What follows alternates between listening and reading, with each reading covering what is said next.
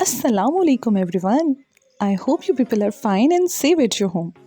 और इतनी मज़ेदार सी कढ़ी चावल देखकर तो आपके हाल वैसे ही बहुत अच्छे हो गए होंगे। तो जनाब ये है मेरी मोस्ट फेवरेट डिश कढ़ी चावल। चलिए जी जल्दी से रेसिपी की तरफ। आपको भी बनाना सिखाते हैं हम जिनको नहीं आती, ठीक है। अच्छा जी, 2 कप कह लें या 2 प्याली कह लें, मैंने इसके अंदर में डाला है बेसन, ठीक है। इसको छान लें अच्छा सा। और अब हम इसके अंदर में डाल रहे हैं बहुत ही ख़ास किस्म की चीज़। ये है जनाब लस्सी, ठीक है। ये चाटी की लस्सी है जो हमें खुशकिस्मती से मिल गई थी। अब बहुत से घरों में अगर लस्सी नहीं होती तो कोई मसला नहीं, आप दही को फेंट के आप दही की लस्सी बना सकते हैं, ठीक है। लेकिन जिनके घरों में होती है तो वो तो फिर इससे भरपूर फ़ायदा उठाएं। मैंने तकरीबन 1.5 लीटर के करीब जो है वो लस्सी डाली है। अब ये लस्सी डाल के मैं इसको एक बहुत जो है वो थिन सा जो है वो एक इसका टेक्सचर बना रही हूँ, ठीक है। इसको मिक्स कर रही हूँ मैं। आप चाहें तो इसके अंदर में दही भी डाल सकते हैं। दही तकरीबन आपका जो है वो 1 किलो के करीब लगेगा अगर आप दही वाली जो है वो कढ़ी बनाना चाहते हैं। दही की कढ़ी भी बहुत मज़े की बनती है, लेकिन देखें जो लस्सी का टेस्ट है वो तो वैसे ही बहुत मज़ेदार होता है ना, फिर चाटी की लस्सी जो होती है, ठीक है। ये जनाब मैंने इसके अंदर में 1 कप पानी भी डाल दिया था। अब मैं ये कुछ मसाले रख रही हूँ और चलिए अभी मैं फ़ैसला नहीं कर पा रही मुझे दिखाना क्या है पहले। चले, मुझे लगता है पहले ये दिखाना चाहिए। हाँ जी, अच्छा जनाब, ये है मेरे पास 4 से 5 मीडियम प्याज, 4 टमाटर हैं, ठीक है। ये 2 इंच के करीब जो है वो अदरक है, कुछ लहसुन है और हमारे पास है 4 से 5 सब्ज़ मिर्चें, ठीक है। और ये 2-2 चम्मच जो है वो हमारे पास मसाले हैं, जैसे कि 2 से ढाई चम्मच है हमारे पास लाल मिर्च, 2 चम्मच है सूखा धनिया पाउडर, 2 चम्मच है हमारे पास कुटी हुई लाल मिर्च, 2 चम्मच है हमारे पास सूखा धनिया साबुत, 2 चम्मच है हमारे पास हल्दी और 1 चम्मच के करीब तकरीबन हमारे पास है साबुत गरम मसाला। अब वही 1 प्याली जो है वो मैंने उसके अंदर में ऑयल डाला है, घी डाल लें, ऑयल डाल लें, ठीक है। और वो प्याज जो कटे हुए प्याज हैं तकरीबन 4 से 5 मीडियम प्याज हैं, ठीक है, वो हम देगचे में डाल के उसको हम भून रहे हैं।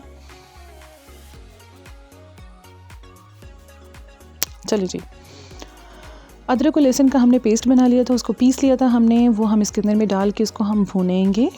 और साथ में जैसे ही जो है ये इसकी भुनाई हो जाएगी तो हम इसके अंदर में डालेंगे कटे हुए टमाटर और सब्ज़ मिर्चें। अच्छा, कढ़ी जो है वो थोड़ी सी मेहनत तलब होती है क्योंकि इसमें थोड़ा टाइम लगता है, इसमें थोड़ी मेहनत लगती है, लेकिन मुझे बहुत ज़्यादा पसंद है।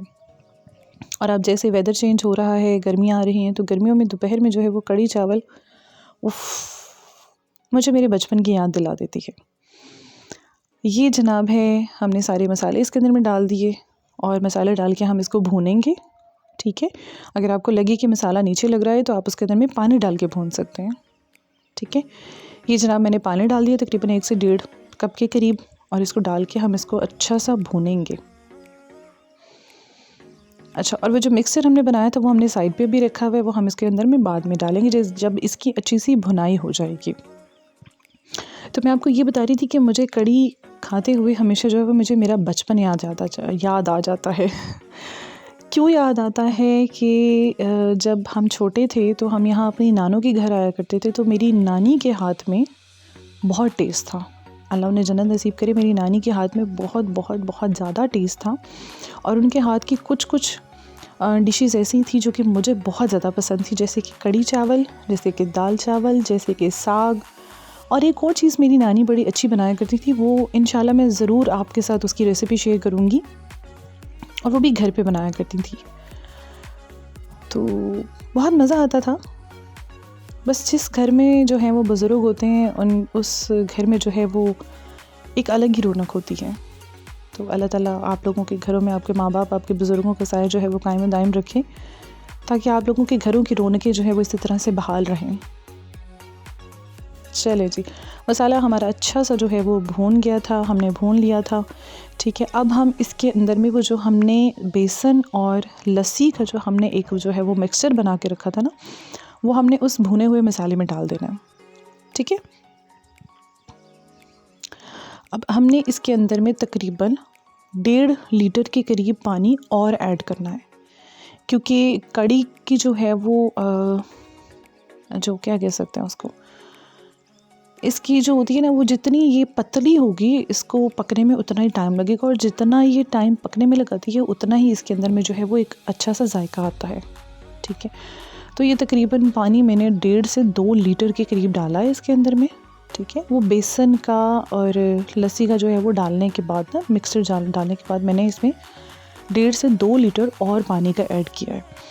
अब आपने इसको इतना हाथ चलाना है, नहीं हाथ नहीं चलाना, आपने चम्मच चलाना है। ठीक है, इसको चम्मच आपने इसमें चलाते रहना है, रुकना नहीं है, क्योंकि रुकने से क्या होता है कि कड़ी जो है वो छन जाती है।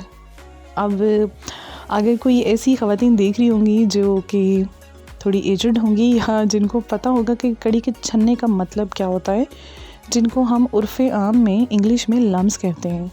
ठीक है, लम्स भी बन जाते हैं क्योंकि बेसन जो है वो इकट्ठा हो जाता है ना, उसको हम लम्स कहते हैं, ये गुठलियाँ कहते हैं। लेकिन ये छनना और होता है। कड़ी के छनने का मतलब ये होता है कि वो जो है वो फिर कभी भी फिर वो पकती नहीं है, मतलब उसका टेस्ट ही नहीं वो वाला आता।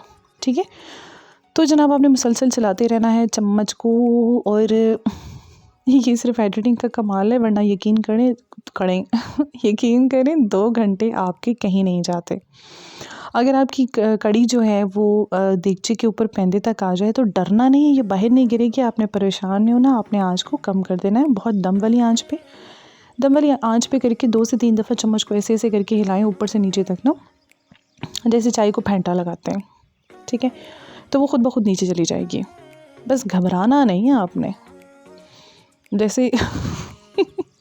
जैसे हमारी जो है वो हुकूमत कहती है ना, आपने घबराना नहीं है, इसमें तब्दीली आ ही जाएगी। ठीक है, तसल्ली रखिएगा, बस इस कड़ी में भी तब्दीली आ ही जाएगी। अब इस बात पे मुझे बहुत सारे लोगों ने कमेंट करते नहीं हैं।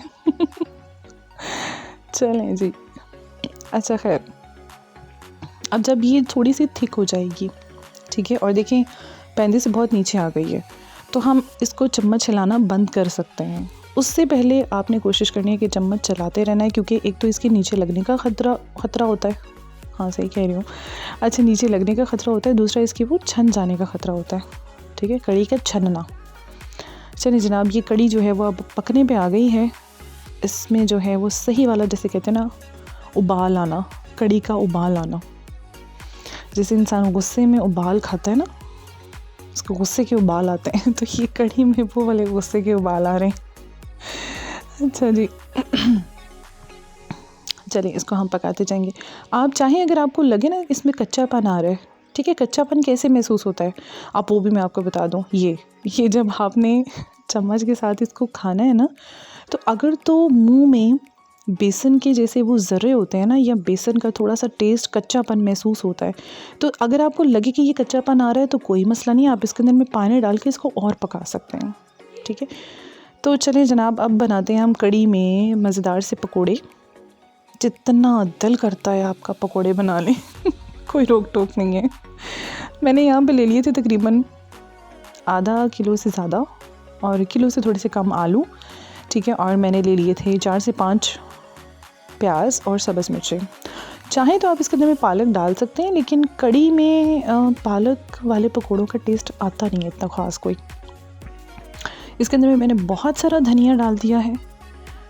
चलिए जनाब, अब पकोड़ों का मसाला आप अपनी मर्ज़ी से डाल दीजिए अगर डालना चाह रहे हैं तो, क्योंकि ये वो पकोड़े तो है नहीं है ना, नॉर्मल पकोड़े तो है नहीं है ये वो जो खाए जाते हैं। ठीक है, ये तो कड़ी के पकोड़े हैं, इसलिए इसीलिए इसका जो आलूओं का मैंने देखे मिक्सचर है ना, वो देखिए मैंने बहुत बारीक बारीक काटा है, बहुत ज़्यादा क्रश फॉर्म में ना, या कद्दूकश फॉर्म कह लें आप, उस तरह से मैंने किया।